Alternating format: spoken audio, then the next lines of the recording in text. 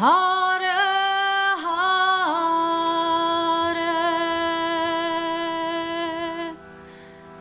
Hare Rama Hare Rama Rama Rama Hare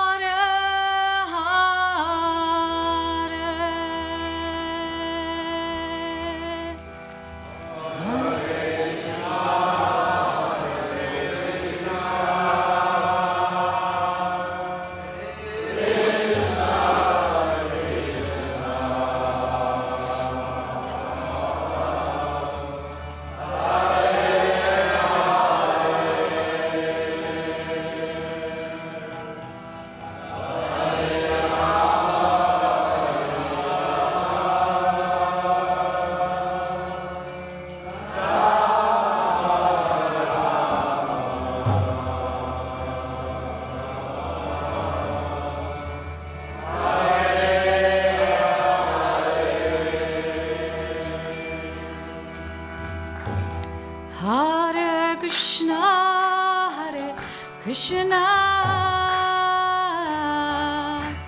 Krishna Krishna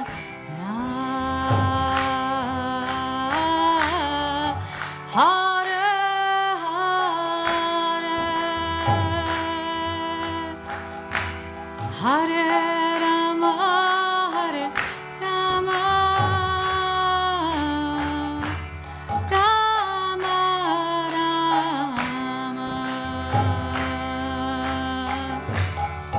Hare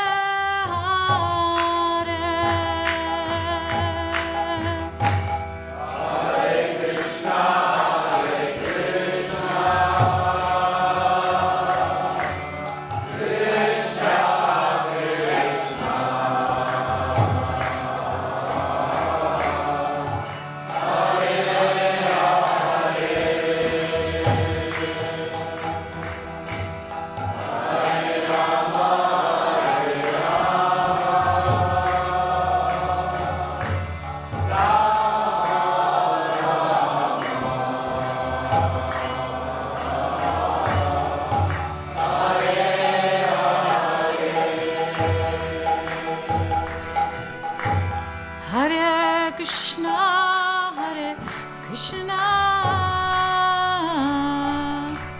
Krishna Krishna,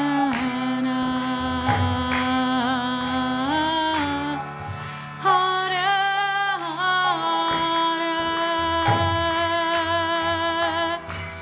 Hare Rama, Hare Rama.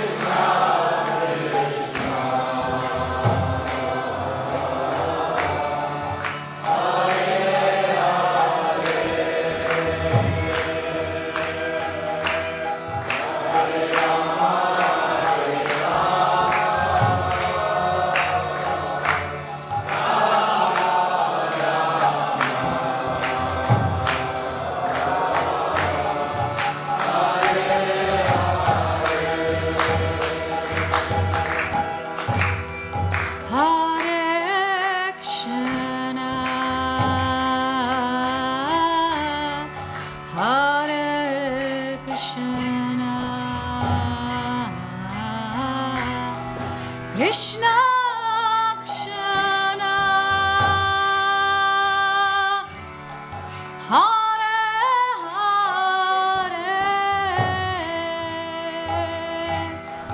Hare Hare Rama Hare Rama Rama Rama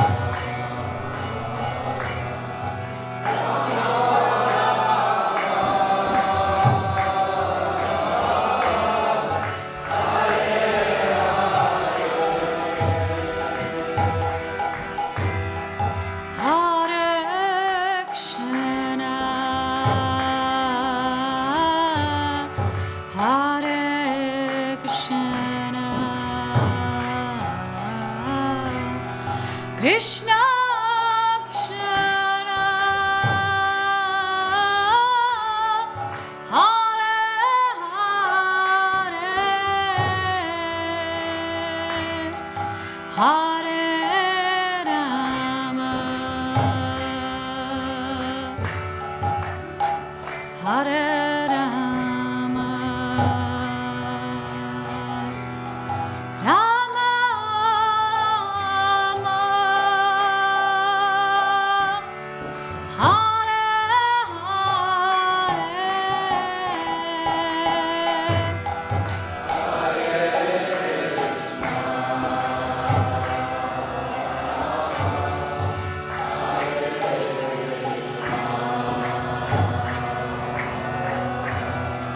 Krishna Krishna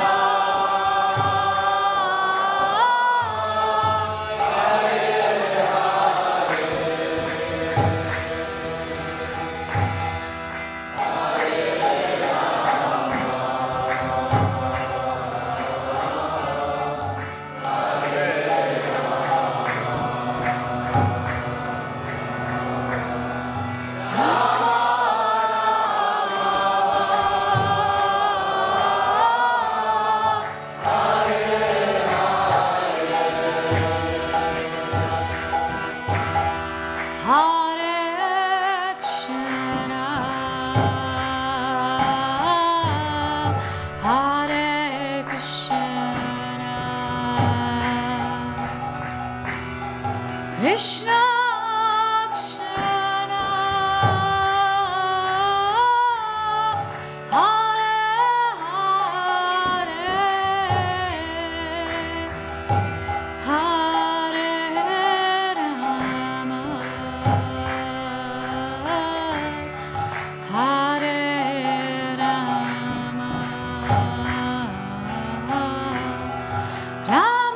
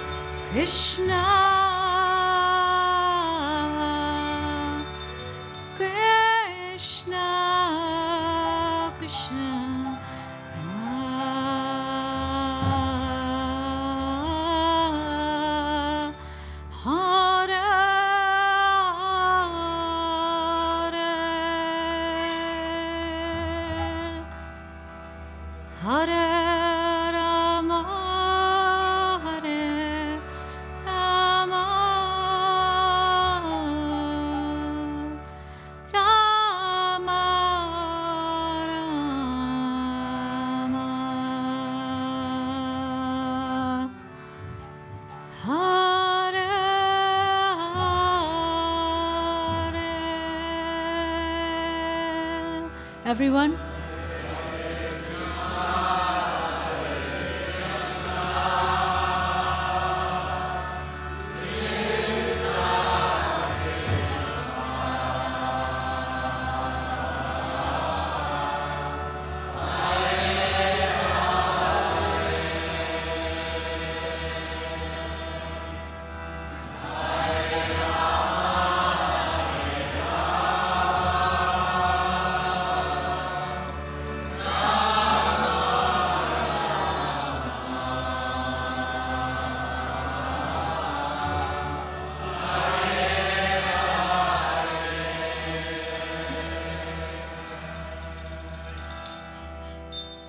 गो प्रेमानंदे श्री राधा गोकुल नंदी जी की जय, सीताराम लक्ष्मण हनुमान की जय, गौरनिताई की जय, श्रील प्रभुपाद की जय।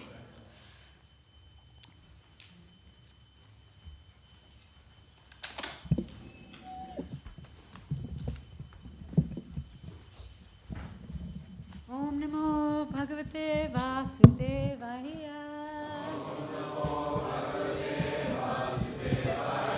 Om Namo Bhagavate Vasudevaya. Om Namo Bhagavate Vasudevaya.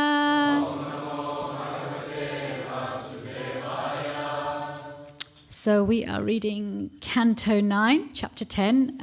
We're going to recite verse 53, but I'm going to cover a few verses.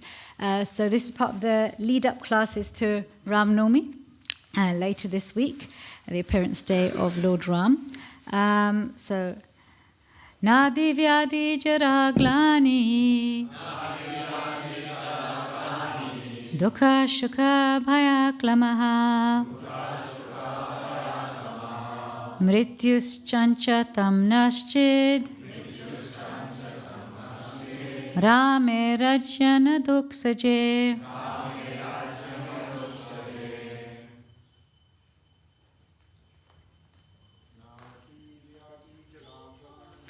Nadi Vyadi Jaraglani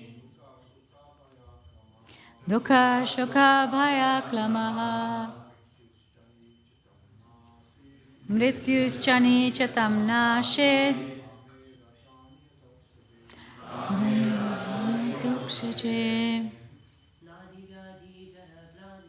Nadi Vyadi Jaraglani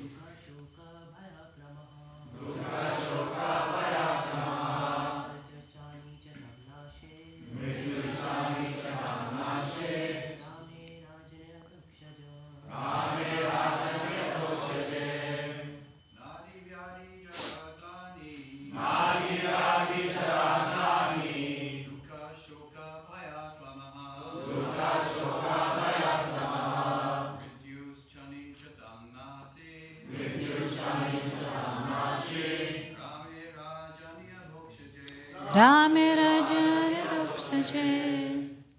Ladies, have a go. Nadi Vyadi Jaraglani Dukha Shuka Bhaya Klamaha Mrityus Chani Jatam Nashid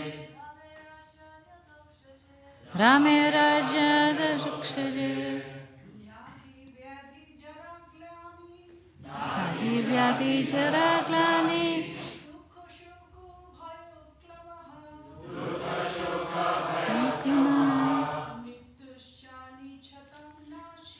Mrityus Chani Chatam Nashid Rame Rajana Doksaje. One. Nade Vyadi Jaraglani. Dukha Shoka Bhayaklamaha. Mrityu Chani Chatam Nashid. Rame Rajana Doksaje. Okay, so na, not. Adi Atyatmika,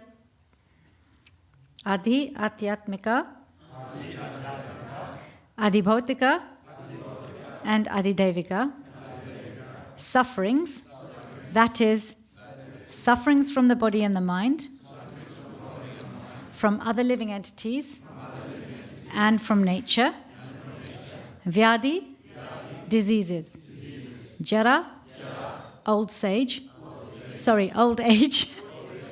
Glani, bereavement. Dukha, grief. Shuka, lamentation. Bhaya, fear. Klamaha, and fatigue. Mrityuhu, death. Cha, also. Anichatam, of those who did not like it. Na ashit, there was not. Rame, during the rule of Lord Ramachandra. Rajani, because of his being the king. Adoksaje, the Supreme Personality of Godhead, who is beyond this material world. Translation, verse 53, when Lord Ramachandra, the Supreme Personality of Godhead, was the king of this world, all bodily and mental suffering, disease, old age, bereavement, lamentation, distress, fear, and fatigue were completely absent. There was even no death for those who did not want it. Wow. All these facilities, purport by His Divine Grace Srila Prabhupada, all these facilities existed because of Lord Ramachandra's presence as the king of the entire world. A similar situation could be introduced immediately, even in this age called Kali, the worst of all ages. It is said, Kali Kale Nama Rupe Krishna Avatar. Krishna descends in this Kali Yuga in the form of his holy name. Hare Krishna, Hare Rama. If we chant defenselessly, Rama and Krishna are still present in this age. The kingdom of Ram was immensely popular and beneficial, and the spreading of this Hare Krishna movement can immediately introduce a similar situation, even in this Kali Yuga.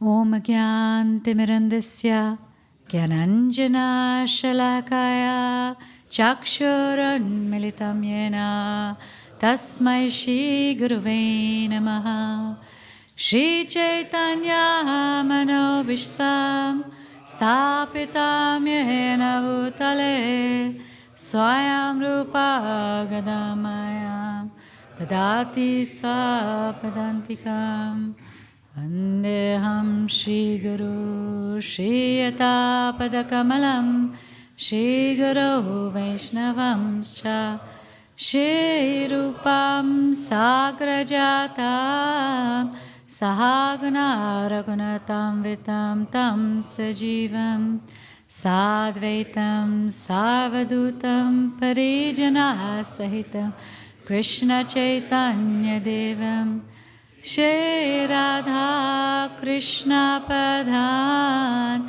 Sahagana Lalita Shri Vishakam Vitamscha He Krishna Karuna Sindhu Dina Bandhu Jagatpate Gopesha Gopika Kanta Radha Kanta Namostute Tapta Kanchana Gaurangi Radhe Vrindavaneshwari Vrishabhanu Sute Devi Pranamami Hare Priye Pancha Kalpatarubhischa Kripa Sindhu Bevacha Patitanam Pavanebhyo Vaishnavebhyo Namo Namaha. Shri Krishna Chaitanya Prabhu Nityananda Shri Advaita Gadadha Shiva Sadi Gaura Bhakta Vrinda. Hare Krishna, Krishna Krishna, Hare Hare, Hare Rama, Rama Rama, Hare Hare. Govinda Prabhu, where are we? Hare Krishna. 8:45, is it on Saturdays? Well, Sat's late, so you can take questions at 8:45, but you can run on to 9 if you want. Okay, no problem. So I'm going to just go back a few verses, if that's okay with you. I'm going to go back to verse... There we go. I'm going to go back to verse 50, those of you who are following. So verse 50, Canto 9, Chapter 10. Being pleased by the full surrender and submission of Lord Bharat, Lord Ramachandra then accepted the throne of the state. He cared for the citizens exactly like a father, and the citizens, being fully engaged in their occupational duties of Varna and Ashram, accepted him as their father. Lord Ramachandra became king during Treta Yuga, but because of his good government, the age was like Satyug. Everyone was religious and completely happy.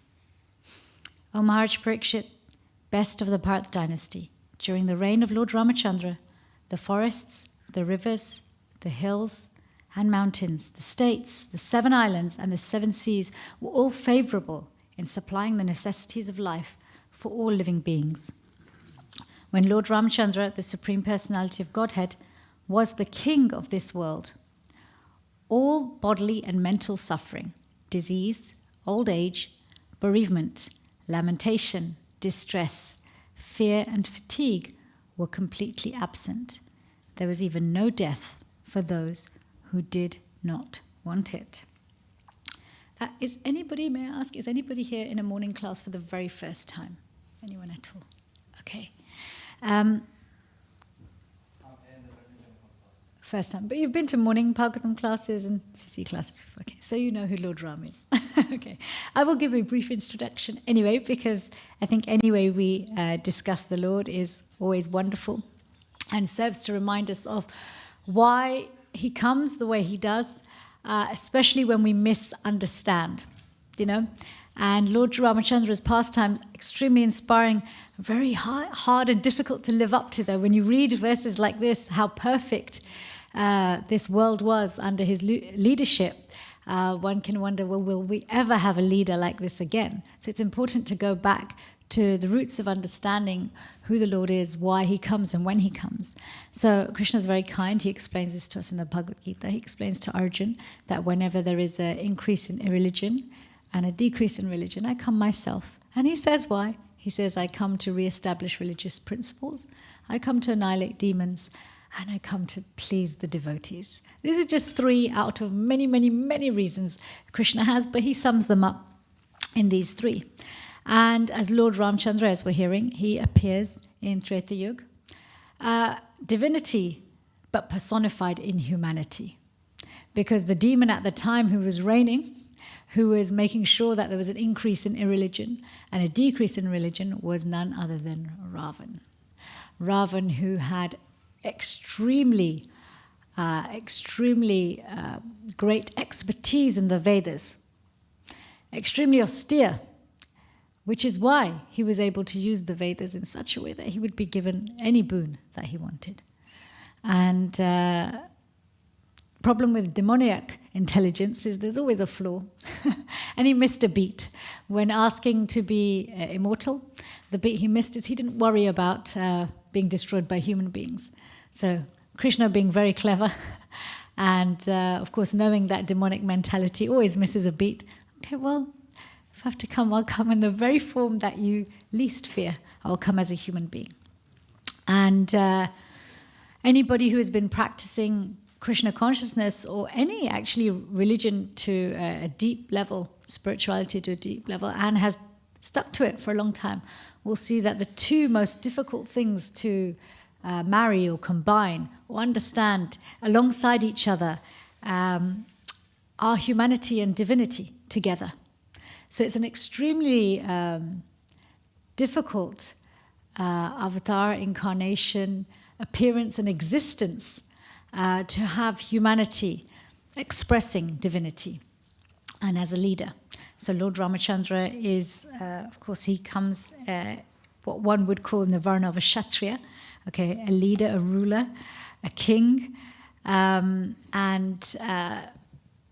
so his humanity is noticed, or his actions and his words are noticed by many, right? All of us here have to balance humanity and divinity. But when you're a leader, it's on public display, isn't it? People scrutinize you. If we look around us, the news, what's it full of? You know, depending on which country you live in, there are varying degrees of news which cover what the politicians are up to. Okay, and some people enjoy this. I'd say very few people enjoy this. Most people are troubled by it. Most people don't find much solace in the personal activities, let alone the political activities, a lot of leaders. So when the Lord comes as Lord Ramachandra and takes birth to King Dashrath and Mother Kaushalya, he knows what he is up against. He knows that it's going to be a very difficult task. So from the get-go, actually, he's a good leader before he even takes a leadership position. There's leadership by varna, there's leadership by appointment, there's leadership by qualification. Right? There's a good friend of mine told me, you know, leadership by qualification is, Prabhupada uses this description, that it's like if you leave milk for long enough, cream rises to the top, doesn't it? If you just let milk sit, we get him some milk at home, and I've had glass bottles for some time now. It's much easier to see when this bottle's been sitting there, even for a day, all the cream's there, nice and rich, thick at the top, you know. So this leadership is something in this world that has become a bit perverted. Because actually, if we look at spiritual leadership, the highest position in spiritual life is Das, Anudas, Anudas, servant of the servant of the servant. And awe and reverence is really not of any interest, right? The perverted reflection here is awe and reverence is seen as something that highlights our life, right? We want to be recognized. But leadership is a dangerous place to be recognized because it means that your humanity and everything you represent is also on display. So actually, Lord Ram exemplifies being a good leader, first of all, by being a good follower. When we read the pastimes of what he was like as a son and as a citizen, you know, we have a few more days to discuss all of Lord Ram's pastimes, but I'm going to just pick some highlights.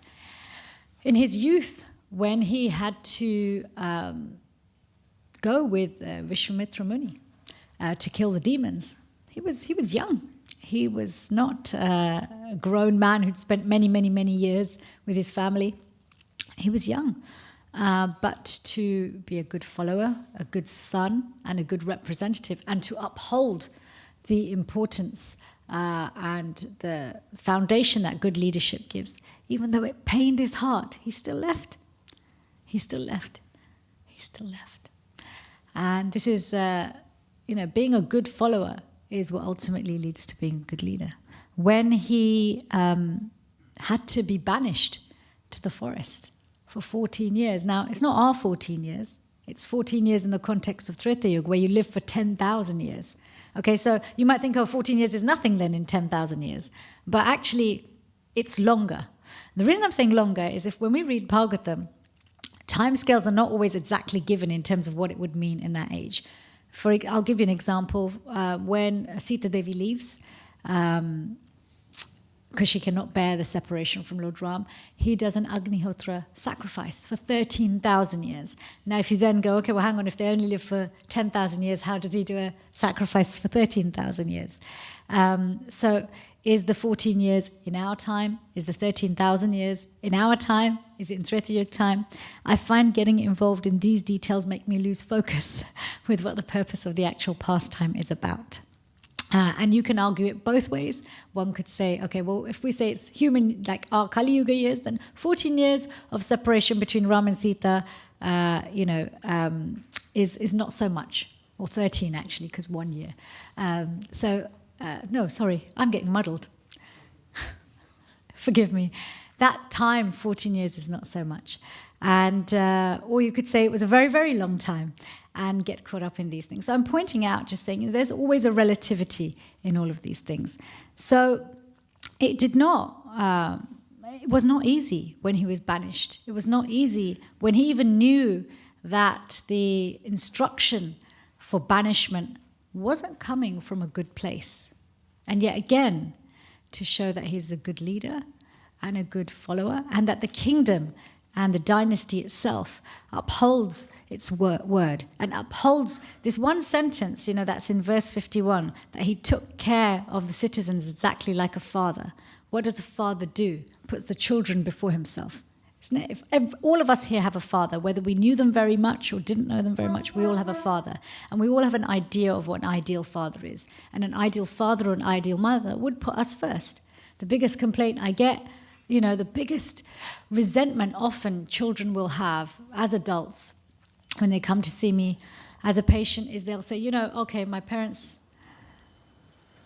Mother Gokulananda ki jai, Sitaram Lakshman Hanuman ki jai, Gauranta ki jai, is my parents didn't put me first. And they have different experiences of that. Either there wasn't quality time, or there wasn't enough attention, or there wasn't enough affection, or there wasn't enough money. So many different ways of experiencing this. So this treating your citizens exactly like a father, it's a long-term vision. It's not something just somebody adopts as soon as they take the throne or they're given a position, right? This, what does it come from? It comes from care and love. And Lord Ramachandra, being the father of every living entity, of course, it's at the core of his very heart to love everyone. The core of his very heart to love everyone. So this fatherly quality of I will put you before me, even when it pains me, comes very naturally to him. Comes very naturally to him because he is divinity personified in humanity. Personified in humanity. Again, we hear these things, we think, so that if maybe only Lord Ramachandra is, maybe only Lord Ram can be this kind of a leader. Maybe this is too much for us to follow. But this spirit of loving cooperation that Lord Ram exemplifies, spirit of love and cooperation, that is what divinity is. Prabhupada mentions in the purport to verse 51, it says, being pleased by the full surrender and submission of Lord Bharat, Lord Ramchandra then accepted the throne of the state. He cared for the citizens exactly like a father, and the citizens, being fully engaged in their occupational duties of Varna and Ashram, accepted him as their father. Okay, Prabhupada explains in the purport the purpose of Varnashram is to enable people to become God conscious. Now, when we're hearing these verses, it can be very attractive that, wow, a good leader would make us very materially comfortable. I mean, even death doesn't have to come for those who don't want it, right? We're never going to have, can't imagine anybody we'd vote for who could give us a life like that. I mean, even if, would we put even that kind of pressure on our temple presidents? Dare I say, yes, you should create such a comfortable environment for us that you don't even need a gardener outside because the flowers take care of themselves. Would we put that kind of pressure? But this spirit of love and cooperation is there. It's inherent in all of us because that divinity is inherent in all of us. And so Lord Ramchandra's spirit of love and cooperation, it's not just inherent, it's manifest. Because the Lord is not conditioned by material nature. He's not covered by material nature. So he can experience like a human being. He feels pain, he feels sorrow, he feels worry. When Sita Devi's kidnapped by Ravan, he feels worry, doesn't he? When he is banished, he feels sorrow. He feels pain when he sees his father crying. He feels sorrow being separated. He goes through all the human experiences, but they don't control him. This is what conditioning means. Conditioning is the degree to which I am controlled by my humanity. Krishna consciousness is very practical. It's very real. Prabhupada taught us, using all of his personal training and his personal example, that The process that we have set up, the community we have set up, is there to allow us to have our human experience, but wake up to our spiritual identity and our spiritual experience and our most spiritual relationship. So this is what Lord Ramachandra did. As a leader, he was loving, he was cooperative. As a follower, he was loving and cooperative. And when your leader is loving and cooperative, what does that make you feel like? How do you feel? When you have a leader, whether they're your ashram leader, whether they're a friend who you look up to, whether they're just leading a group activity because you've got a puzzle you've got to complete, okay, and you know that they care about you, what does that evoke in you? Support, okay, so you feel supported, and when you feel supported, what does that evoke in you? Love, trust, yes. Inspiration, yes, inspiration. And this last sentence in the verse, accepted him as their father. There's being loving, there's being unconditionally loving, but people have to accept it, right? And we are often topsy-turvy in our leadership because we're all leaders, like I said, whether by appointment or by qualification. There's some element of someone's looking up to us. Someone's following in our footsteps. Even the children that we haven't biologically given birth to. There are so many looking up to us, following in our footsteps. We never know when we're going to be setting an example. So acceptance is really important. You can have the perfect person, but it's our choice to accept. But they trusted him. They trusted him because he was consistent. Don't we have a challenge when somebody is very wonderful and very loving, but only when they need something? Right? The minute we see that they're no longer like that, when we're of no use to them or we're not as competent as we used to be, we quickly take back our trust. Right? But he was consistent. He was consistent with his love and care. This is the Supreme Personality of Godhead, and this is a pure devotee. Srila Prabhupada also consistent with his love and care. He didn't judge on what people could or couldn't do. He inspired them. He evoked trust in them. You speak to any Prabhupada disciple, you watch the Prabhupada memories.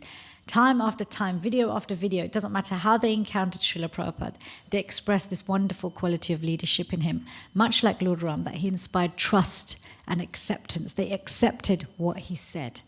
They accepted his instruction. So this Varna and Ashram is not simply a facility for comfort.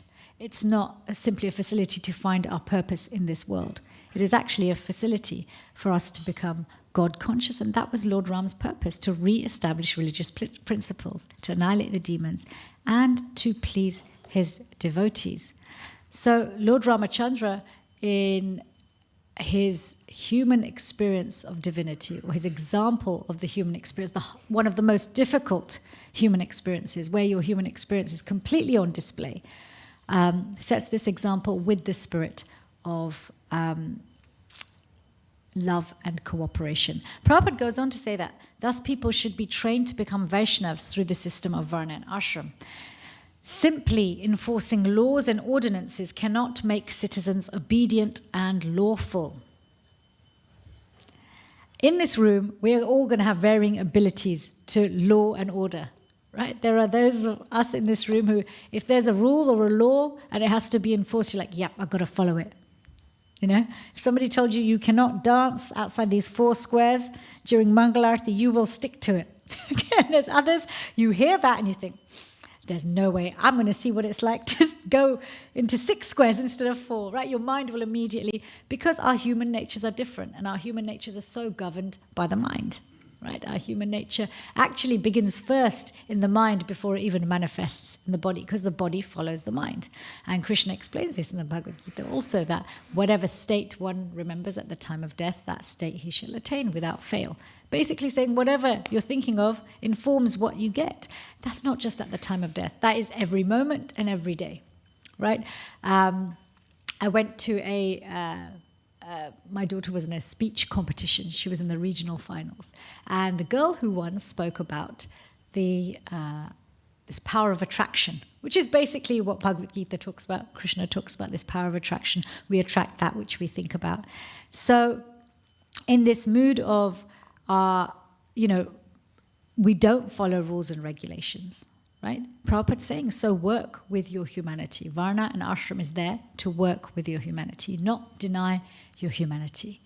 So although Lord Ram's example can feel and seem like, yes, it's very desirable, but I can't seem to find a leader, and I don't think I could be the kind of leader who could invite this kind of planet or this kind of world to my community.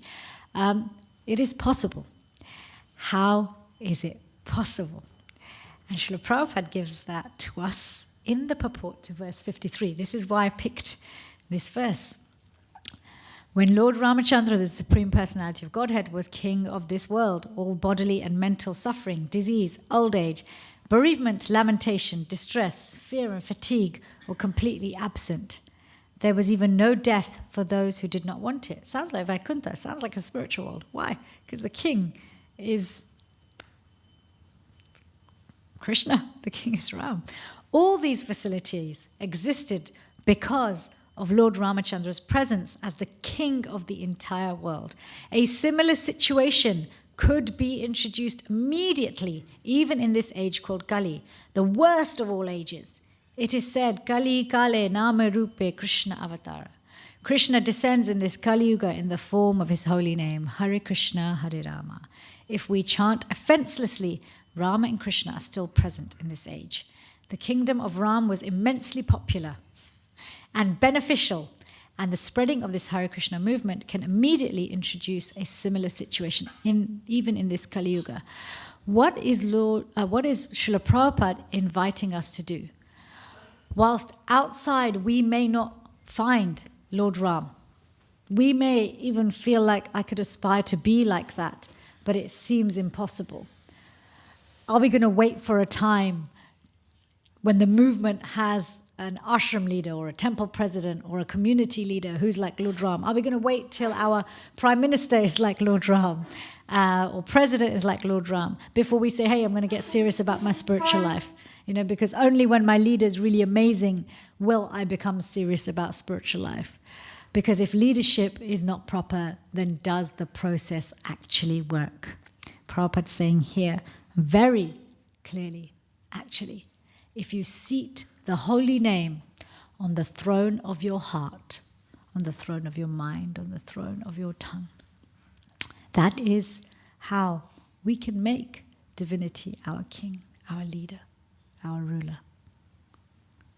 This is Krishna persona. He's actually always Lord Ramachandra, Krishna, Balaram, Srimati Radharani. They're actually whoever you have an affinity to. They are always present as our leader and can be, whether we see them as a father, a mother, a king, a queen, as a friend.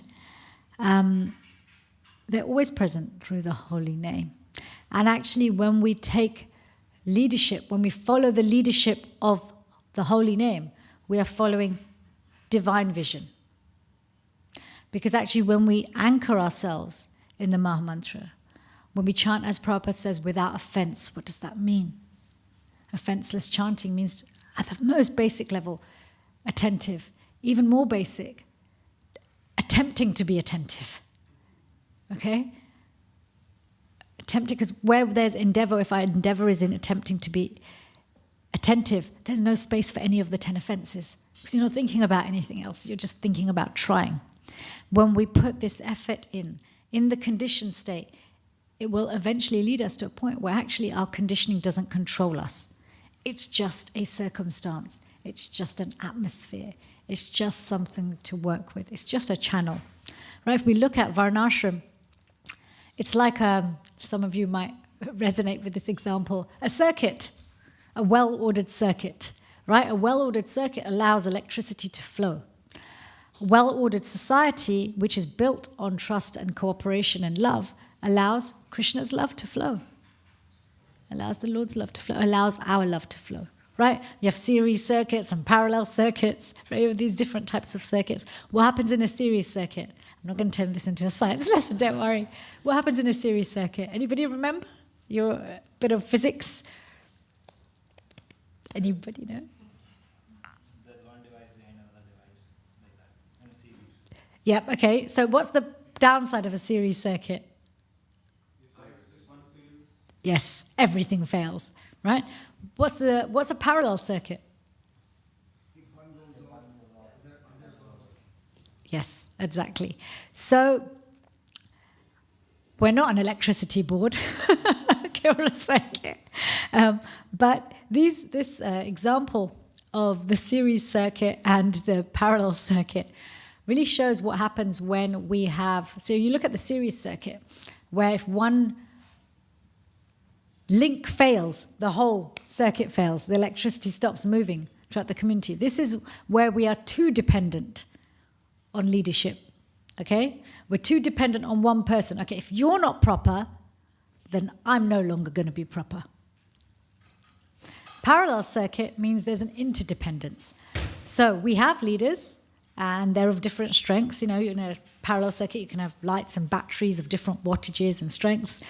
But I also take responsibility and accountability for what I'm channeling, right? So if one fails, doesn't matter.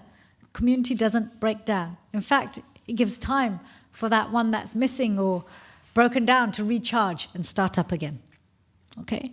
So these qualities of Lord Ramachandra, I was looking at his qualities of leadership, when Prabhupada gives us this secret to having a leader who is pure by seating the holy name on the throne of our heart, it means that we can constantly be guided by divine vision. Because as we connect with the holy name in the heart, Paramatma communicates with us directly. Externally, through guru, through teachers, and through devotees. And actually through anyone, the purer we become. And from within. So we can have a constant connection to a king, to a leader, who will drive us not just how to understand and how to live in this world, but live in this world in a way that ultimately makes us Krishna conscious. Okay, well, you know, from time to time, the challenges of our community become publicly discussed, and I think in recent months there's been a lot of public discussion about failings of leaders. And it's overshadowed the successes of our community, the successes of leaders. I'm not saying that's wrong or bad. So these things also need attention. We don't just focus on the good things, we also focus on the things that need improving. So it's welcome. But I'm pointing to this overshadowing because what's happened is, as is inevitable and expected, people's faith is tested. People's faith is tested because, like we see with leaders, your life is in public. People have expectations. People's faith is tested. And the question might be asked, and somebody did ask, somebody whose faith has been tested asked, how can the holy name work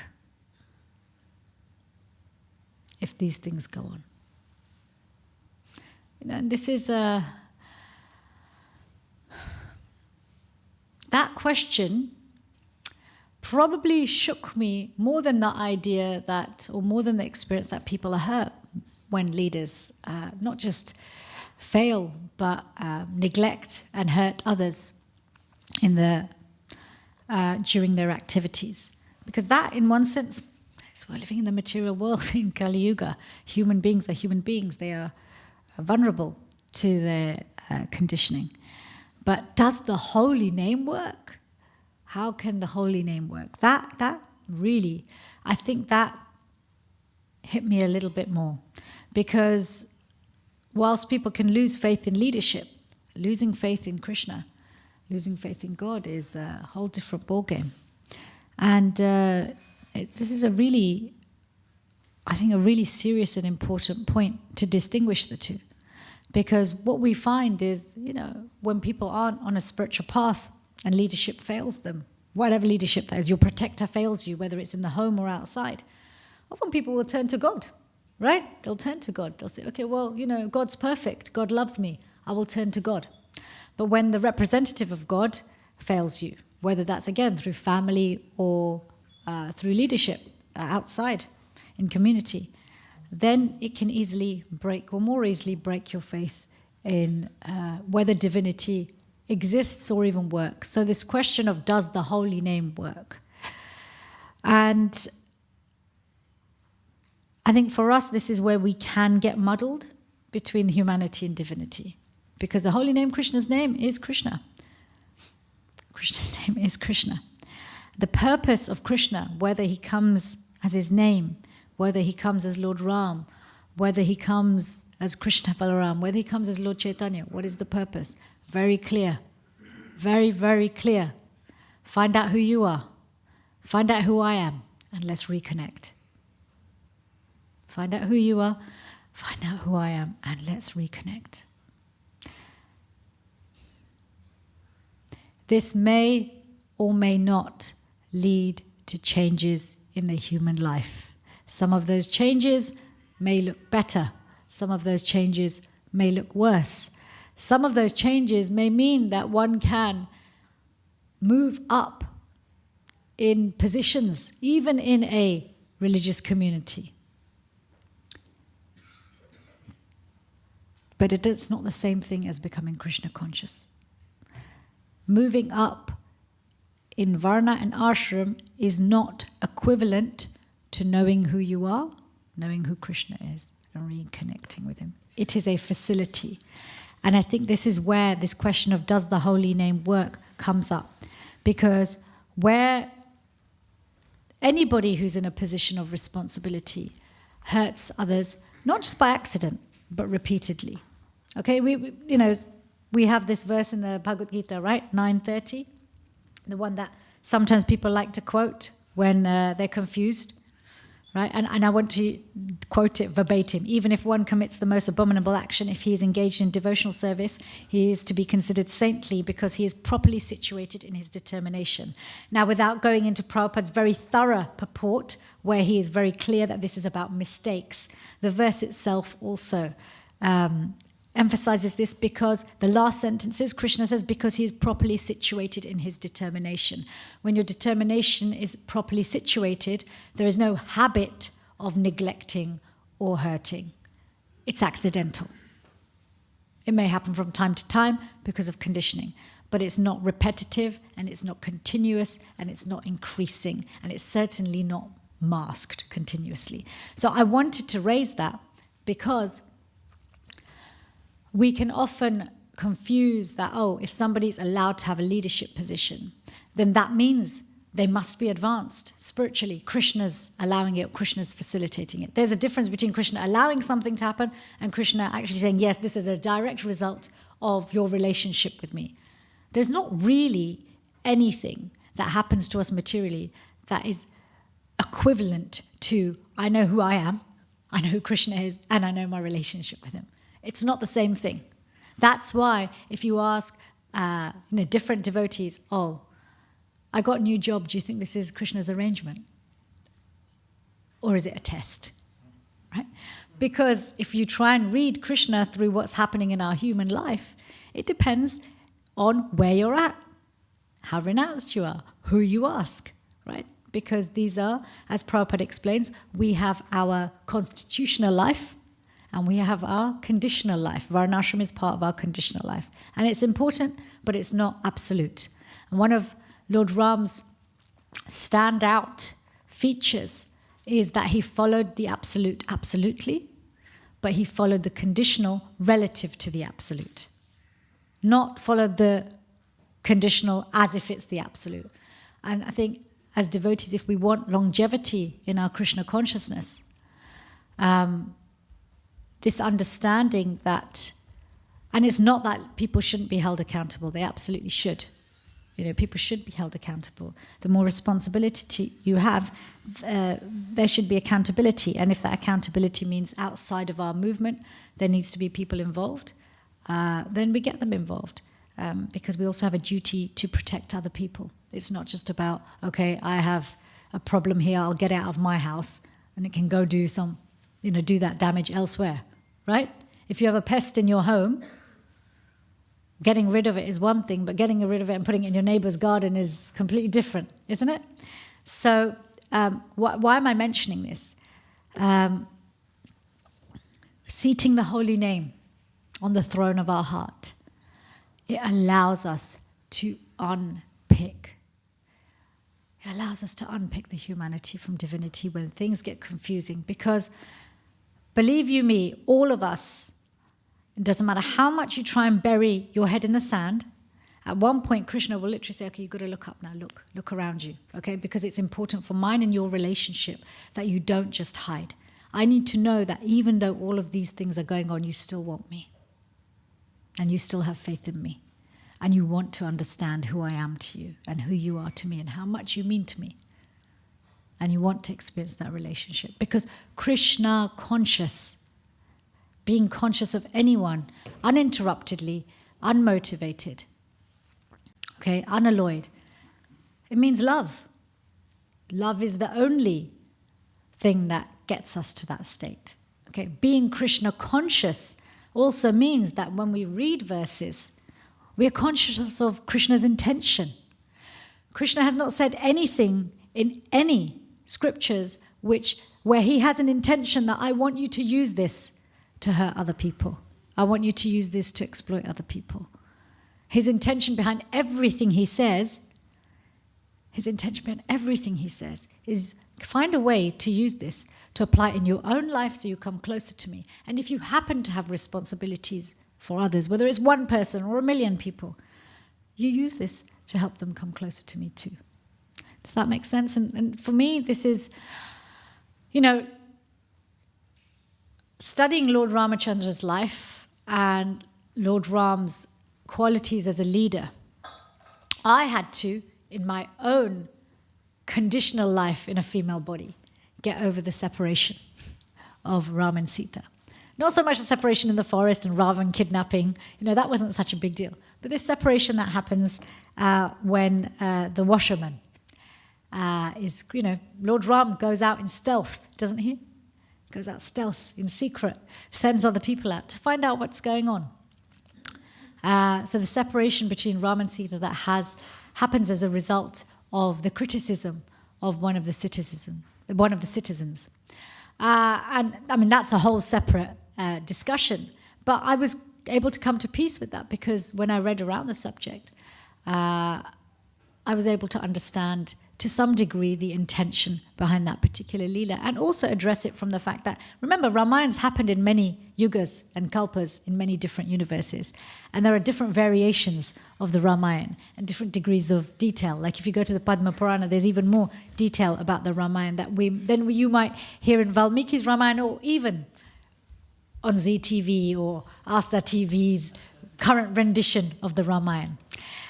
So I had to get over, in one sense, I thought, I can't speak wholeheartedly about Lord Ram until I try to understand this a little bit for myself, a little bit more for myself. Because whilst we, because the process works, as you apply and you stay longer, the influences of your conditioning are not as strong. They're still there, and it's important to acknowledge them. So I just wanted to close with, yes, whilst we are unlikely to be like Lord Ram or have someone exactly like Lord Ram externally as our leader, we can, as Prabhupada says, have that kind of direction by seating the holy name on the throne of our heart, being directed always. But also understanding that, good leaders make mistakes, but good leaders own up to their mistakes, first to themselves.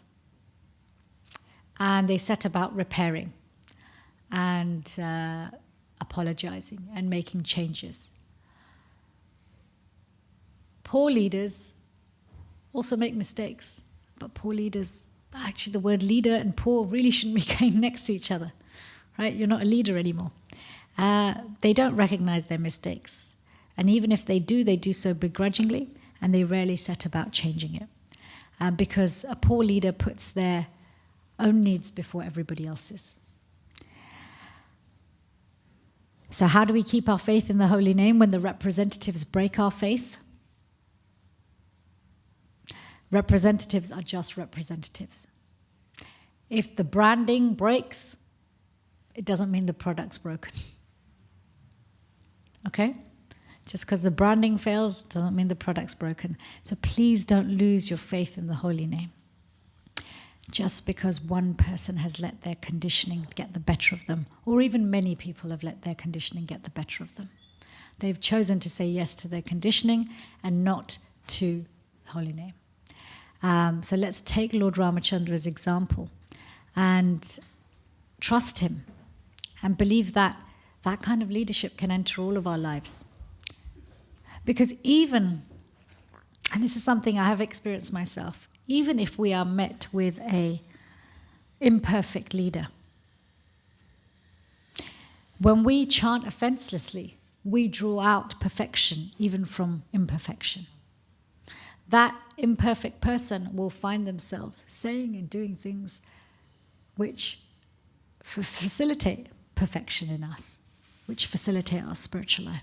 Now, that's not a reason to excuse that behavior. Oh, it's okay because as long as we're perfect, we can put, imperfect leaders in place and we'll draw out the perfection. No, there's got to be balance, right? But I'm just saying, please don't lose faith, because Krishna's perfect. The holy name is perfect. And yes, the holy name works even whilst all of these things are happening. Even whilst all of these things are happening. The material world doesn't change when you become a devotee. Our vision of the material world changes. I'm going to stop there. Sitaram Lakshman Hanuman ki jai. I think we can take some questions or comments, or if anybody has insights into Ram Leela that you want to share, please do so. Hare Krishna.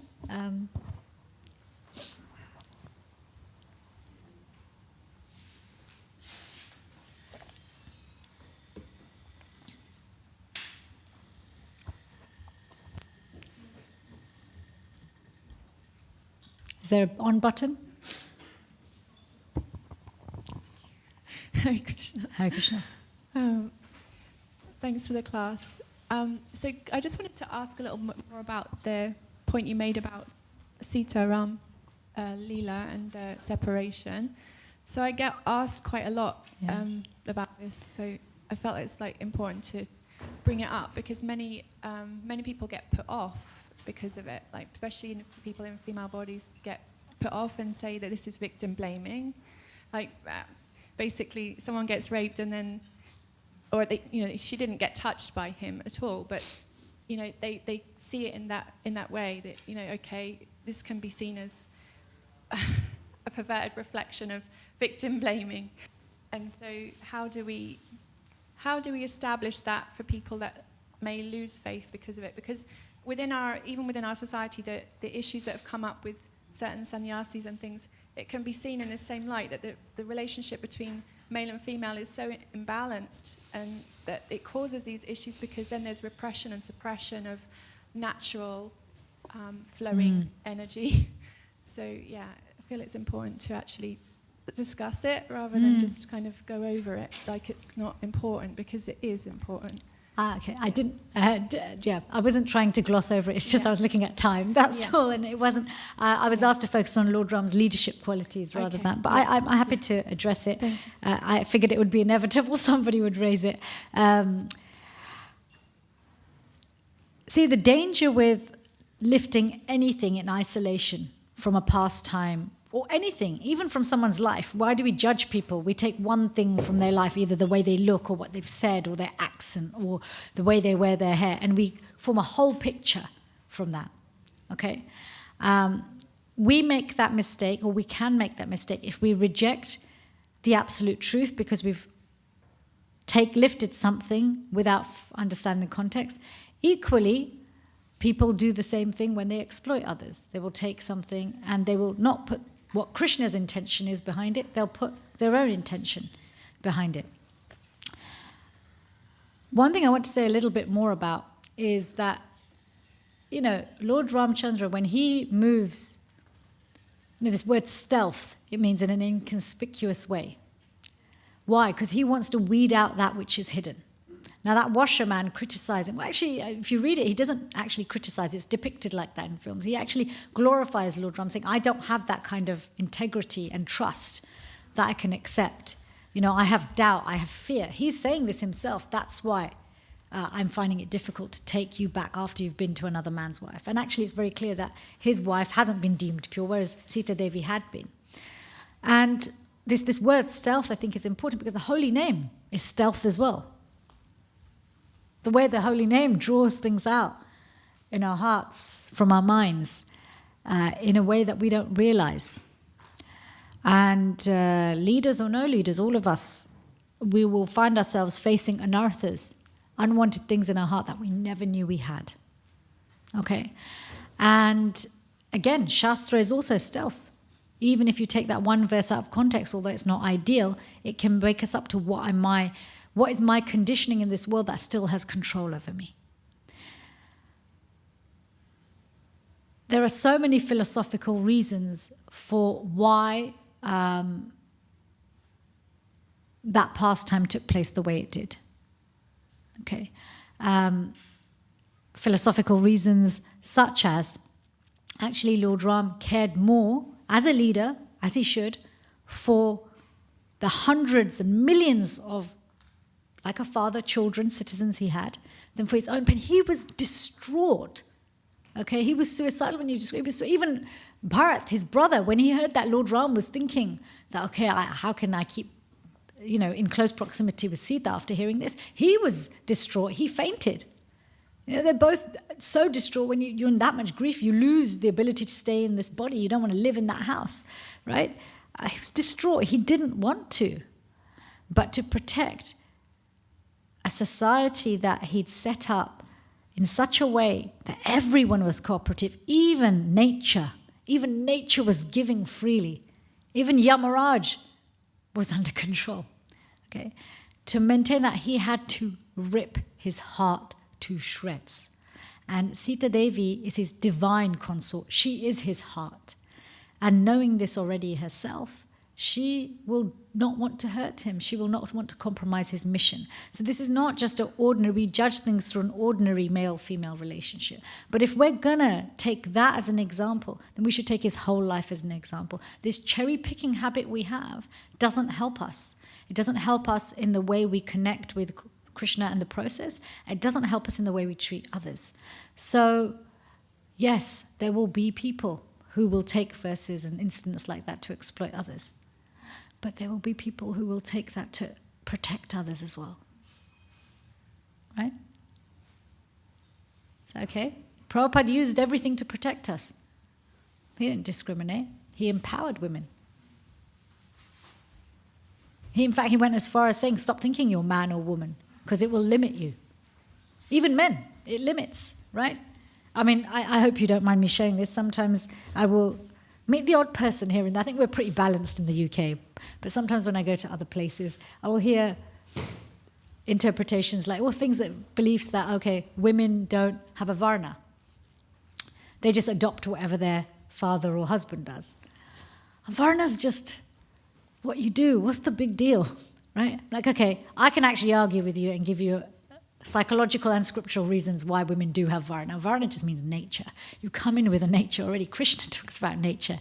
Everybody has that. But actually, in one sense, okay, if you have no varna, great, I'm free then. I can offer any service to Krishna, whereas everybody else is restricted until they're not conditioned anymore to just the varna that they have. Do you see the way we can, there's always, so what is Krishna's intention? What is Guru's intention? What is the intention behind it? Rather than just what's going on. Does that make sense? And where somebody actually wants to know the truth beyond their conditioning,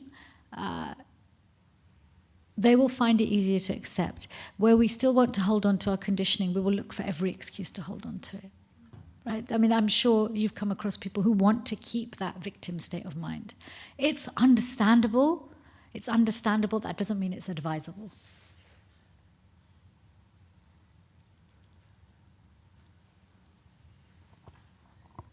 Haribol, thank you so much for the class.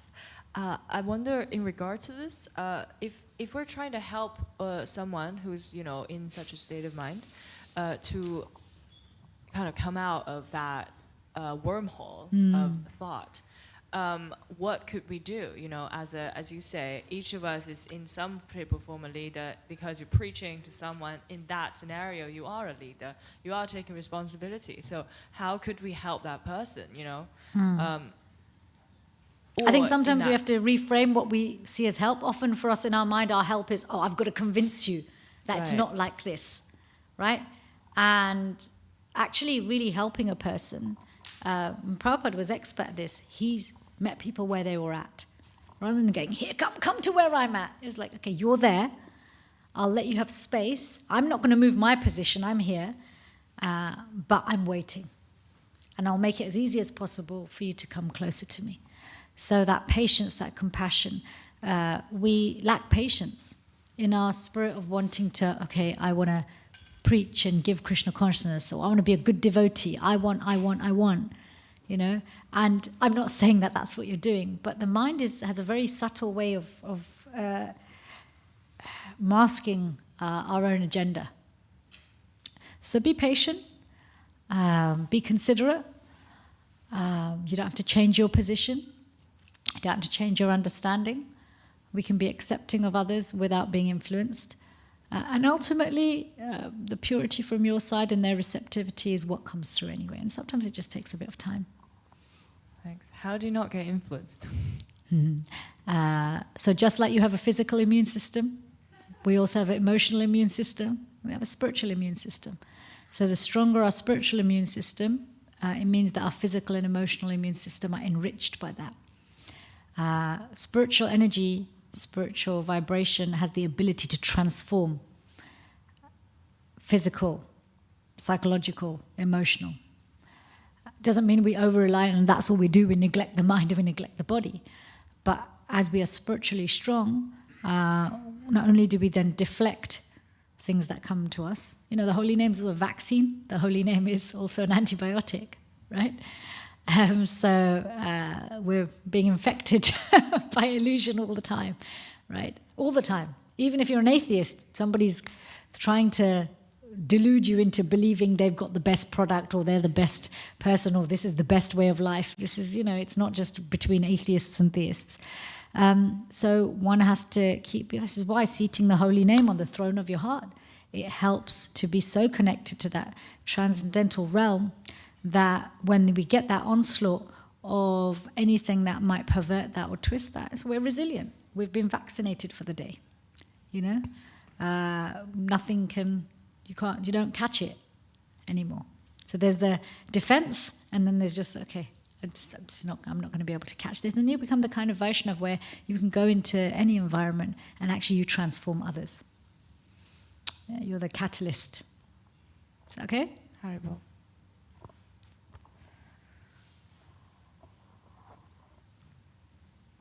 Hare Krishna. Hare Krishna. I thought, wow, none of the men have a question or comment. Hare Krishna Puru. I'm a man. For now. For now. I was just wondering about, you know, when he's crying and running away from his mother, the Acharya says he's completely absorbed and he just thinks he's a baby and like that. And even in his eternal Leela, he forgets he's a Supreme Lord and he just thinks, I'm a coward boy.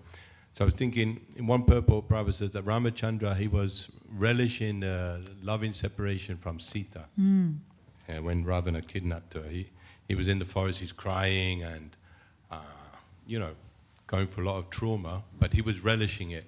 So I wonder, is Ramachandra also covered by this Leela Shakti, where he just thinks I'm a human king? And is that also in Ayodhya eternally, that mood? Or is he aware that he's a Supreme Personality of Godhead? That's a good question. Lots of layers there.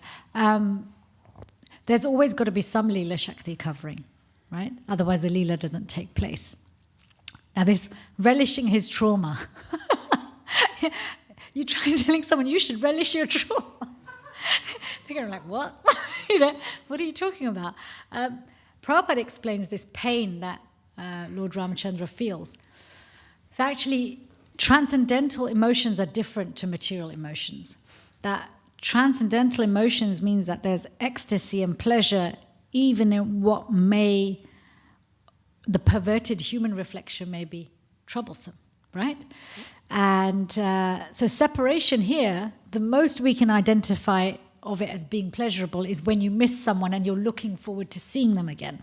But most people, if you miss someone for too long, you start getting busy distracting yourself, right? You may initially, I mean, anybody who's ever listened to, think back to your youth, maybe you listen to a love song to propagate you feeling separation. I mean, that's why they sell, right? The songs that are about separation, because sometimes we like to stay in that place, but we don't want to relish it for very long. We're like, okay, now I need to distract myself because I can't be stopping my life just because somebody's away, and I don't like feeling miserable. Because there's a misery to it. You can't really relish trauma here. You can grow from it, but you're never going to be ecstatic that somebody traumatized you unless you get to a point where you are relishing spiritual emotions. Because then when we relish spiritual emotions, then even if there's been human pain, that human pain is nothing compared to the spiritual emotion. So Lord Ramachandra, yes, he's covered by Leela Shakti, but he's experiencing human-like emotions, but they're actually divine emotions, because his relationship with Sita Devi is not a human one. It appears to be a human one, but it's a divine one. Does that make sense? Yeah, the human emotions are based on they're the reflection of Yes.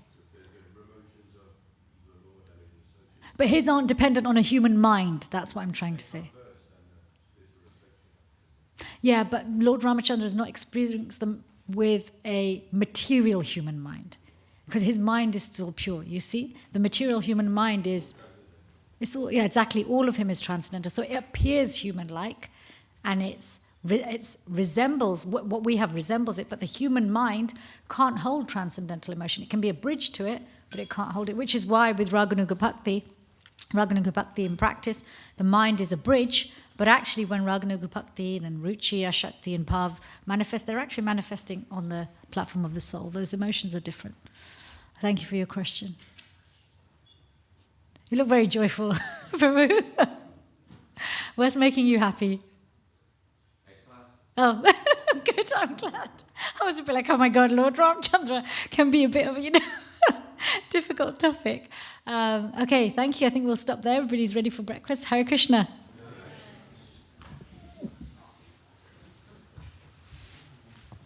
Hare Krishna. Thank you so much. Srila Prabhupada ki jai.